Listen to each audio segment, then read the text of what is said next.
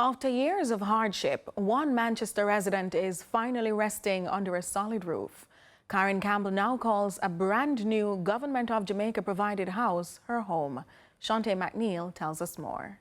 From catching rain in buckets to prevent sleeping in a soaked bed to walking through the doors of a brand new 3-bedroom home, 55-year-old Karen Campbell of Cedar Grove, Manchester, now lives the reality she once dreamed of. Last Friday, she was handed the keys, the latest beneficiary under the new social housing program. Campbell is overwhelmed with gratitude. Honorable Prime Minister, thank you for supporting this program to the needy.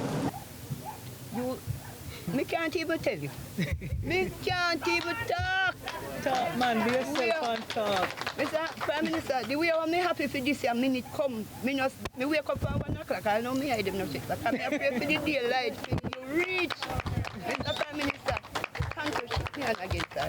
Thank you so very much for giving me the pleasure of getting a house for myself, where everything will be all right. Prime Minister Andrew Holness says the NSHP is helping to transform lives like Karen's, lifting families out of poverty and unsafe living conditions. He outlined how the program works. Teams are dispatched to assess applicants based on need and eligibility. Look at things such as the employment status of the beneficiary.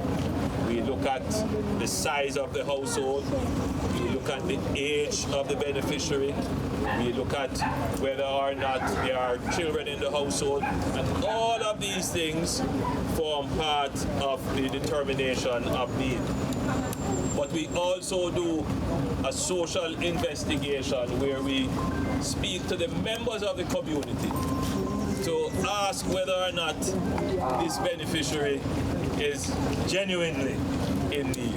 Only after verifying land ownership does the building process begins. The Prime Minister reaffirmed his administration's commitment to delivering 70,000 housing solutions. The NHD is tasked with building 45,000 of those housing solutions.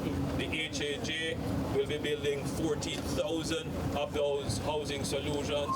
The Bernard Lodge project is well underway, and that will deliver between 10 and 15,000 housing solutions. We have recently launched a new project in Innswood, which we are going to do a master plan, and that will contribute several thousand housing solutions. And the UDC has now come on board with lands to construct close to 4,000 housing solutions. We are well on our way. He says the goal is within reach.